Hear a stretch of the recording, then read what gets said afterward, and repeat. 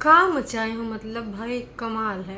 तुम और तुम्हारा भाई दोनों मिलकर खेल रहे हो ससुराल मायका ससुराल मायका। तो बग्गा दर्शकों फाइनली अपनी ससुराल से आ चुका है अपनी मायका, और हमार जी अपने ससुराल से भी आ चुकी है मायका। हालांकि मम्मी ने बीच में भगाने की कोशिश करी थी, लेकिन आप सब तो जानते हो कि हमारी जिज्जी है जिद्दी। एक बार जो वो ठान लेती है तो कतई अपनी माँ की भी नहीं सुनती है। तो बाकी तो बात ही दूसरी है ना।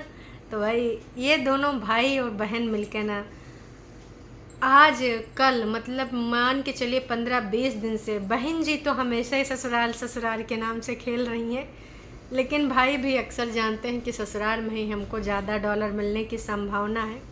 तो विगत कई दिनों से ना वो भी बस एक ही स्पीच दे रहे हैं। वैसे पिछली बार भी गए थे तो भी उन्होंने लंबा चौड़ा स्पीच मारा था, और फिर से आज उन्होंने बहुत ही ज़्यादा मतलब 4 से 5 मिनट जो लेक्चर दिया है, तो उसके ऊपर थोड़ा आज विचार व्यक्त ही कर लेते हैं क्योंकि बेहद है ज़रूरी। तो है एवरीवन, आज फिर से इस रंगारंग कार्यक्रम में कुछ हम बग्गे के रंग देखेंगे और कुछ हम अपने रंग दिखाएंगे, क्योंकि अब ना हाई टाइम बहुत ज़रूरी है। मतलब भाई ये कैसा वीडियो है कि हमार तुम कंटेंट देखो लेकिन तुम बोलो ना, तुम यहाँ पे मूक दर्शक बन के देखो। इतना बड़का बड़का मूवी रिलीज़ होती है, उसको मूवी के ना आजकल ना जो क्रिटिक्स करने वाले होते हैं लोग उनको खुश रखने की कोशिश करते हैं, है ना, कि भाई हमार मूवी ना गड़बड़ा जाए। जैसे रिव्यू, आधे लोग तो रिव्यू पढ़ लेते हैं कि जाएं देखने की ना जाएं, लेकिन फिर भी रिव्यू जो देने वाले होते हैं कुछ बिकाऊ होते हैं, चाटुकारिता वाले कुछ ऐसे होते हैं जो रियल रिव्यू देते हैं। तो जब बड़का बड़का मूवी का बड़का बड़का सीरीज़ का रिव्यू होता है, यहाँ तक कि देश के प्रधानमंत्री के भी क्रिटिक्स होते हैं, तो बग्गा छोटकन्नी बड़कन्नी तुम कौन से खेत की मूली हो, बथुई हो, बथुआ हो, ये धनिया मिर्चा हो, का हो, नींबू हो। भाई साहब क्रिटिक्स हर जगह होते हैं, लेकिन तुम्हारे सबकी समझ में नहीं आता है कि तुम लोग अपनी यहाँ पे जो भी महाभारत लेके आओ, जो भी तुम यहाँ पर अपनी कहानी लेके आओ, बस लोग उसमें अच्छा ही अच्छा बोले। तो क्या ये पॉसिबल है? आप ही जनता बता दीजिए। आप सबको पता है कि ये हो नहीं सकता, नहीं हो सकता है, लेकिन फिर ये हमसे ऐसी उम्मीदें कैसे करते हैं और इस प्रकार की बदतमीजी से बातें कैसे करते हैं। वैसे जनता से सोचना चाहिए, समझना चाहिए, जनता को रिस्पेक्ट देना चाहिए, क्योंकि कहीं बड़कन्नी जुज्जी जैसा हाल ना हो जाए बग्गे हैं। जब बड़े बड़े लोगों को लोग क्रिटिक्स करते हैं, पॉलिटिशियन, राजनेता, अभिनेता, भाई कोई भी हो, टेलीविज़न को हो, कुछ भी हो, सबको ना इस वाली श्रेणी से गुजरना ही पड़ता है। आपके सपोर्टर भी होंगे तो आपको कुछ क्रिटिक होंगे कि भाई तुम ये अच्छा कर रहे हो, तुम ये अच्छा नहीं कर रहे हो, तो इससे तुम बच नहीं पाओगे। लेकिन जिस प्रकार से तुमने आज यहाँ पर 2.5-3 मिनट का लेक्चर दिया है, उसके कुछ प्रमुख अंशों पे बात करना बेहद ज़रूरी है। सबसे पहले जो हम बात करेंगे वो टाइटल पे करेंगे। बग्गे का टाइटल है ससुराल से आना ही पड़ा फाइनली, पता नहीं कौन सा बदला, रिवेंज ले रही हैं मुझसे मम्मी जी। आए हाय, मम्मी जी को आगे खड़ा करके तुम चाहे जो बुलवा लो और तुम चाहे जैसा अपना कंटेंट बना लो, मम्मी जी इस घर की ना आप सबका पता है कि कंटेंट देने वाली बहुत ही बड़ी, बहुत ही अच्छी माता जी हैं। उनसे तुम चाहे जो बुलवा लो। खासकर बड़कन्नी के लिए मम्मी जी अक्सर लोगों की गालियां खाने से भी पीछे नहीं हटती हैं। बड़कन्नी से कुछ अगाध प्रेम है, आप सबको पता है। खैर चलिए शुरू करते हैं आज का रंगारंग कार्यक्रम। तो बग्गे ने अपनी वीडियो की जो शुरुआत करी है बग्गी के रसोइया से, मायके से, कि भाई हम रसोइया में कुछ बनाए बनोई रहे थे, और फिर बग्गी वहाँ आके बताती है कि अभी मैंने ना अपना किचन चमकाया है क्योंकि बहुत गंदा हो गया था। तो मैंने और मम्मी ने, हालांकि काम करने आती हैं आंटी, उन्होंने काम करा, लेकिन उसके बाद नाश्ता बनने के बाद बहुत ही गंदा हो जाता है। फिर एकदम से बग्गा गाड़ी में पहुँच के फिर बात करता है कि मैं अपने आप को बस रोक रहा था, कंट्रोल कर रहा था, मेरे अश्रुधारा बहने ही वाले थे। जैसे ससुराल से आते वक्त आंचल भाई इमोशनल हो जाती हूँ, वैसे मैं भी ना एकदम रोने वाला था, लेकिन उसका मैं देख रहा था कि वो कैसे भों भों करके रो रही है। अब आप लोग समझे कि क्यों मैं वहाँ रुकता हूँ। हाँ, मुझे बोलते रहते हो कि ससुराल में पड़ा रहता है, ससुराल में जाके बस जाता है, इज्जत नहीं है, फलान ढमाक। अब आपको पता चला ना, हाँ मेरी बाबू अकेले रह नहीं पाती इसलिए मैं वहाँ पे जाता हूँ। और फिर भी ना तुम लोग इतने जालिम हो, इतने कठोर दिल हो, पत्थर दिल हो कि मेरे बाबू के साथ रहने पे तुम लोग वहाँ पर खुरापेचे करते हो, खुराफाती करते हो। देखिए तात्पर्य यही था बग्गे के कहने का। उसके बाद जो आता है, बग्गे ने एक बात जो कही वो बेहद निराशाजनक है, और बग्गे को ये भी समझना चाहिए तुम इतना दिन से यूट्यूबर हो, 2017 से ही मान लेते हैं, तो अभी तुम्हारे सबके इतना अकल नहीं आई है। अगर तुम यहाँ वीडियो बनाते हो तो आपको पॉजिटिव नेगेटिव आपके हिसाब से हेटर्स, आपके हिसाब से सपोर्टर्स होते हैं ना, तो फिर इतना दिल जिगर किडनी में तुम्हारे सबके काहे घुस जाता है तीर हैं भाई। तुम्हारे हिसाब से तो यहाँ पर नहीं सब तुम्हार मक्खनबाजी करेंगे जैसे कि टरू वाले करते हैं, या फिर फेक आईडी से तुम लोग अपने लिए खुद ही कर लेते हो। ऐसा तो नहीं ना हो सकता है, लेकिन तुम ये मानोगे नहीं। बक्का का ये जो शब्द था दर्शकों, लोग कमेंट करते हैं कि जब देखो तब ये ससुराल में पड़ा रहता है, वहीं जाके बस जाता है। तो मेरे को कोई ना बिल्कुल ही फ़र्क नहीं पड़ता है, लेकिन फिर जब मैं वहाँ जाता हूँ तो अपने आप से अंदर से लगता है यार कि लोग ऐसे कमेंट कर रहे हैं। भाई जब तेरे को फ़र्क नहीं पड़ता है तो अंदर से काहे लगता है? मतलब यार ये कैसी बातें करो। आज तुम बिल्कुल ना इंडिपेंडेंट जज्जी की तरह कर रहे हो कि ना डियर मैं तुम्हारे लिए हैप्पी हूँ, डियर हम तुम्हारी खुशी में खुशी चाहते हैं, और उसके बाद डियर के आगे धान भिगो दो हैं। तो ये तुम आज बिल्कुल अपनी छुटकनी बहन की तरह बात कर रहे हो। कतई यार बिना लॉजिक की बात करने के कहाँ मिलता है। या तो तुम्हें फ़र्क पड़ता है या तो नहीं पड़ता। और एक चीज़ बताएं दर्शकों, बात ना तगड़ी है, जिसको फ़र्क नहीं पड़ता है ना वो इस बारे में बात ही नहीं करेगा। फ़र्क पड़ रहा है तभी बात हो रही है, और अगर फ़र्क नहीं पड़ रहा उसके बावजूद बात हो रही तो सिर्फ़ और सिर्फ डॉलर के लिए बात हो रही, विवाद के लिए बात हो रही। बस इतना तो हम लोग जानते ही हैं कि आपको किस चीज़ से फ़र्क पड़ता है, किस चीज़ से नहीं फ़र्क पड़ता है। इनके वीडियो में जो कमेंट है ना वो बहुत कुछ कह रहे हैं, लेकिन आज बग्गा ने अपने कागजी जिज्जा के ऊपर फिर से आएगा कमेंट पे, तो बाद में बात करेंगे। हम अगर किसी को सम्मान देते हैं तो सम्मान मिलता है, हम किसी को अगर सामने से आकर रिस्पेक्ट देते हैं तो हमें भी रिस्पेक्ट मिलती है। मतलब कोई सामने से रिस्पेक्ट नहीं देता था इसलिए तुम लोग उसकी रिस्पेक्ट नहीं करते थे, यही कहना चाह रहे हो ना। इतने पे ये नहीं रुका, इसके भी आज ना एकदम से कुछ आग लगी थी। आगे इसने कुछ और चीज़ें बोली हैं।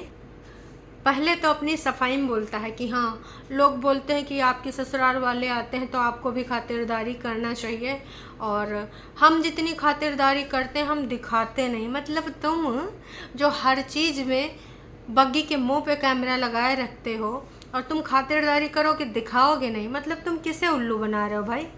देखो बेवकूफ़ उसको बनाओ जो तुम्हारी बातों में आ जाए, इधर तुम्हारी बातों में आने वाला कोई भी नहीं है, तो बेवकूफ़ भी कोई नहीं बन सकता। जब मम्मी जी तुम्हारी खुद किचन में आए के खाना बना रही थी तो हमारी छोटकन्नी बहनियाँ वहाँ खातिरदारी करानी चली गई, लेकिन जब यहाँ पर बारी आई तो पटना में बैठी थी, है ना। और कितना खातिरदारी होती है ये हम सब ने देखा है, वहाँ पर किस प्रकार से आपको किया जाता है। वो बात दूसरी है कि तुम कहते हो कि नहीं मैं एक ही सब्ज़ी में रह लूँगा, हैं। मैं ये नहीं कहता हूँ कि मैं दामाद हूँ, मैं अंदर ही पड़ा रहूँगा, मैं ऑर्डर करता रहूँगा। ये बात हमेशा के लिए किसको टारगेट की गई है? हाँ आप सबको पता है कि छोटी के कागजी पति को ये सुनाया गया है।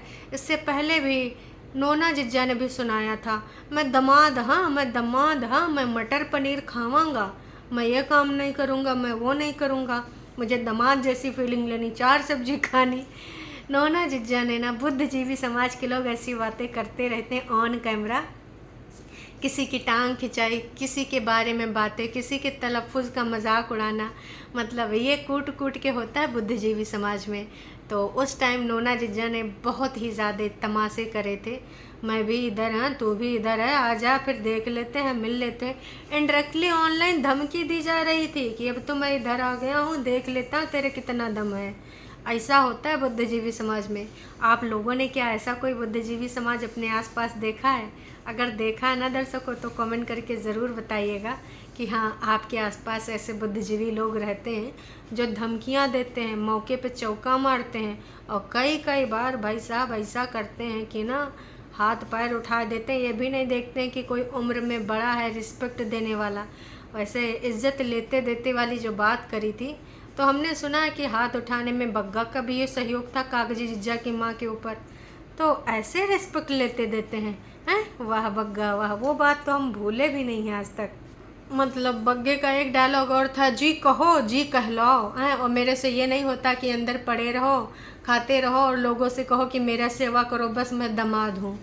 बग्गे उड़ता हुआ तीर है, दे रहे हो कि ले रहे हो हैं। मतलब भाई कंटेंट के लिए तो बग्गा कुछ भी करेगा। पता है कि एक कंटेंट चला गया है ससुरारी, तो अभी दूसरा कंटेंट मतलब विवाद तो चाहिए चाहिए।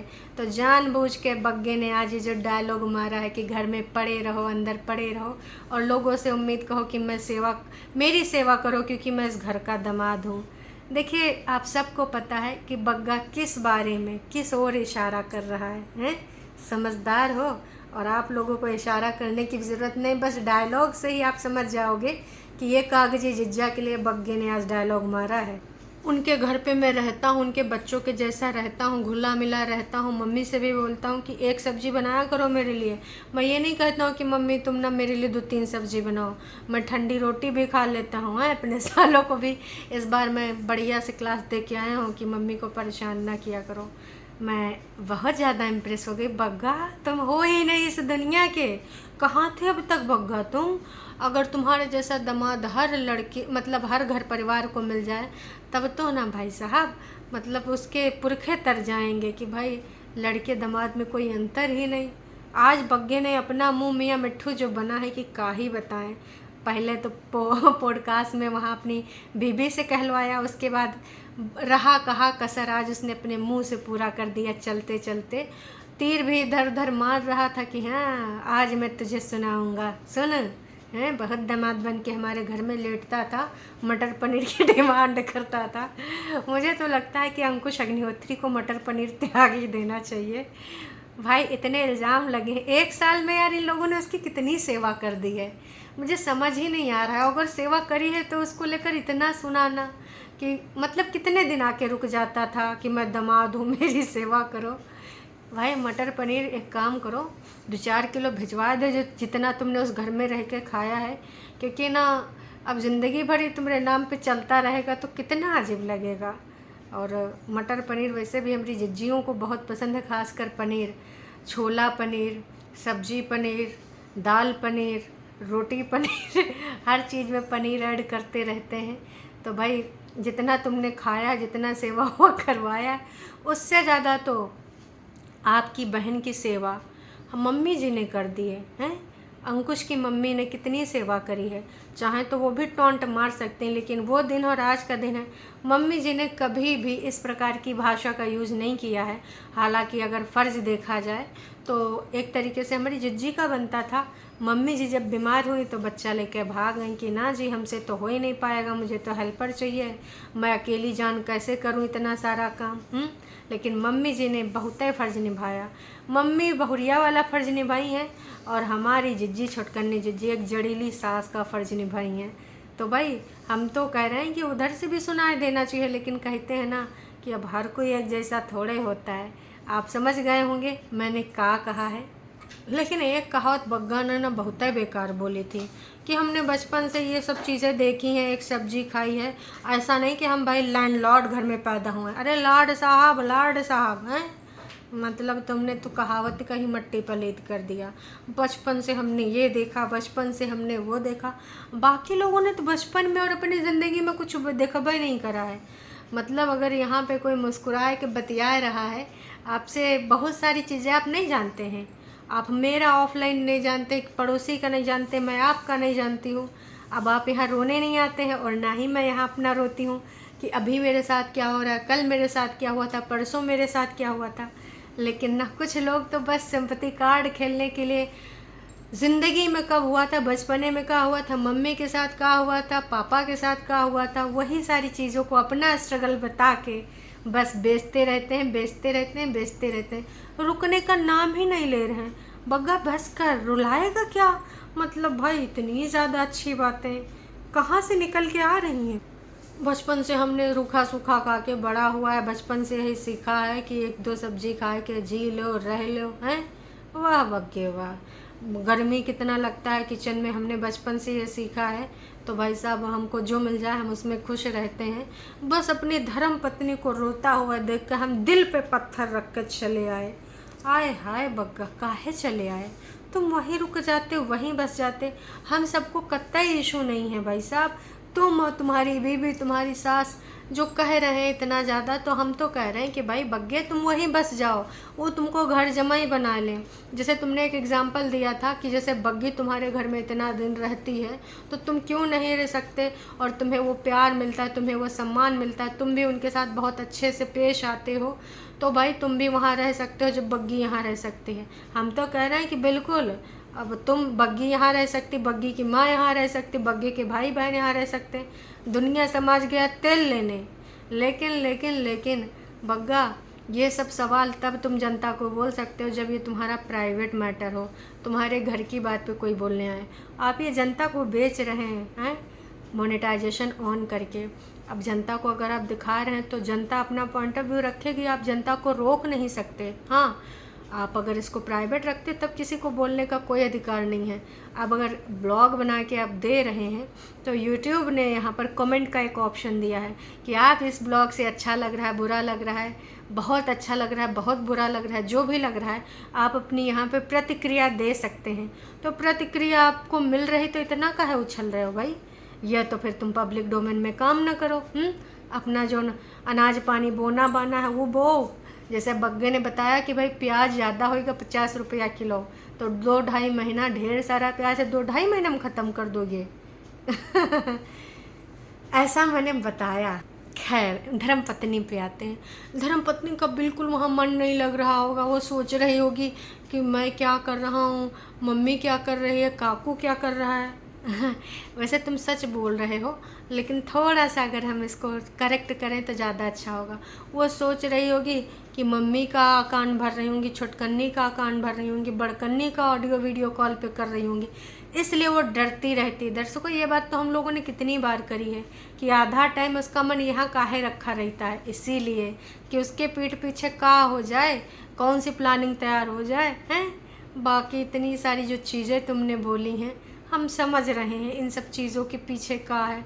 हो सकता नया नया मैटर है इसलिए वो उसको यहाँ ज़्यादा अच्छा लगता है, वहाँ कम अच्छा लगता है। अच्छा जी, मतलब एक लड़की को भाई साहब अपने मायके में अच्छा नहीं लगता, ससुराल में इतना ज़्यादा अच्छा लगता है। ये तो बात बहुत ज़्यादा हो गई। अब ससुराल इतनी अच्छी जो मिली है, बिल्कुल बिटिया बच्चा लेके आए हैं, तो इसलिए बग्गी वहाँ पर उसको कठोर लगता है, लेकिन यहाँ पे सब कुछ सरल रखता है। बस कर बग्गे बस। इतना सारा लेक्चर देने के बाद बग्गा भाई किसी एक 6 साल 7 साल जिस रिश्तेदारी या फिर कोई अंकल है उनके यहाँ नहीं गया था, उनसे मिल के गया। घर पहुँचते ही जिज्जी ने सुनाया कि बग्गे बग्गे खाना बन गया, मम्मी ने तेरे लिए फुलके भी बना दिए, मम्मी ने तेरे लिए कढ़ी भी बना दी। फुलका फुलकी कढ़ा कढ़ी खाए के मम्मी मम्मी दुपट्टा रो रही थी, हैं रो रही थी हैं। ये सब नौटंकी ड्रामा करने के बाद ये सब बाहर भी जाते हैं और बाहर से भाई साहब खा पी के आते हैं, क्योंकि काकू बोल रहा था मुझे घूमने चलना। 2-3 हफ्ते से अब थोड़ा काकू का जिक्र होने लगा है। बग्गा ने आज दूसरे वीडियो में काकू का जिक्र किया है। एक पार्क में सब घूमने घामने जाते हैं, मम्मी वहाँ एक्सरसाइज भी सीखती हैं। लास्ट टाइम बग्गी के साथ जिस पार्क में बग्गा गया था, और कंधा दर्द ना हो इसके लिए ये वाला भी एक्सरसाइज करती हैं। काफ़ी देर तक वहाँ पर घुमाओ फिराओ होता है, खाते पीते बातचीत करते फिर सब चले आते हैं घर। मम्मी जो रास्ते में कुछ सामान वामान भी लेती हैं, तवा का कुछ क्वालिटी ख़राब हो गया इसके बारे में भी बात होती है। और ये सारी चीज़ें हो के बाद फिर बग्गा फिर से छोटी छोटी मगर मोटी बातों में आ जाता है। मम्मी और बग्गा मिलके अब करेंगे डीप क्लीनिंग, और मतलब किसी एक कमरे में एक दिन करेंगे, दूसरे कमरे में दूसरे दिन। जब तक बग्गी आएगी तब तक चमाचम बग्गा कर देगा। लड़कियों की तरह मम्मी और बग्गा नहीं करते हैं, जब करते हैं तो जम के करते हैं। मम्मी जी चने के झाड़ पे बग्गा तुम्हें चढ़ा रहा है ताकि तुम सारा काम करा लो कि बीवी के आने से पहले। और फिर भाई एक सहेली बनी है मम्मी जी की, जो कि हमारी परेतिन जिज्जी की भी सहेली है। जिज्जी कह रही थी कि सिंदूरी आम दे गए हैं वो, और बग्गा कह रहा था कि काश मैं ये चोरी वाले आम न ले जाके ये आम ले जाता। तो वही ससुर जी को ज़्यादा अच्छा लगता। मुझे हंसी इस चीज़ की आई कि मम्मी की सहेली परवीन जिज्जी की भी सहेली, वाह जी वाह, सहेलियों को कितनी कमी पड़ गई भाई साहब। इसके अलावा फिर मम्मी ने रोटी वोटी बनाई, रोटी वोटी खिलाया और छुटकन्नी और बग्गा ने मिल के बैठ के खाया। तो भाई कुछ चीज़ें और हैं जिनके ऊपर हमको वार्तालाप करनी है। असल में कुछ लोग कुछ बातें कह रहे हैं, तो मैं उन सब चीज़ों पे थोड़ा सा प्रकाश डालूंगी। सबसे बढ़िया जो कमेंट है, कहना है दुपट्टा की एब्सेंस में परवीन की खुशी ही अलग लेवल की होती है। हाँ राइट, इसका फेस कैसे अलग से चमक रहा है। लो, इतना कहना था कि भाई साहब आ गए ट्रू सब्सक्राइबर। झूठ मत बोला करो, कुछ भी मत बोला करो। कब देखा है ऐसा आपको, कब लगा ऐसा आपको? आपको इन कमेंट की वजह से किसी के घर में कलेश पता है हो जाएगा। आप ऐसा कैसे लिख सकते हो? थोड़ा सा ध्यान रखिए प्लीज़। अगर हम किसी को अच्छा नहीं बोल सकते तो बुरा नहीं बोलना चाहिए। काश कि आप ये कमेंट गाली गलौज वाले चैनल को करके आती तो भाई बहुत अच्छा लगता। नेगेटिविटी नेगेटिविटी, उफ़ कितनी नेगेटिविटी। काय हाय, ये वाली आंटीज़ वो वाली आंटीज़, कितनी ज़्यादा खड़ूस आंटीज़ यहाँ पे रहती हैं। तो भाई ये वाले लोग कतई नहीं मानने वाले हैं। और भी कुछ ऐसी बातें हैं जो कि हम आपको फिर से करेंगे, है ना, और वो दूसरे वीडियो में होंगी क्योंकि वो कुछ ज़रूरी बातें हैं। अभी के लिए इतना ही। तो अभी बहन जी का और भाई जी का जो ससुराल मायका चल रहा है, ये एपिसोड यहीं तक। अगर आप चैनल पे नए हैं तो चैनल को कर लीजिए सब्सक्राइब, और वीडियो अगर पसंद आई तो जाने से पहले यहाँ पर एक कमेंट करके ज़रूर जाइएगा, मुझे अच्छा लगेगा। हो सके तो एक छोटा सा लाइक कर दीजिएगा। चलिए जी, टाटा बाय बाय।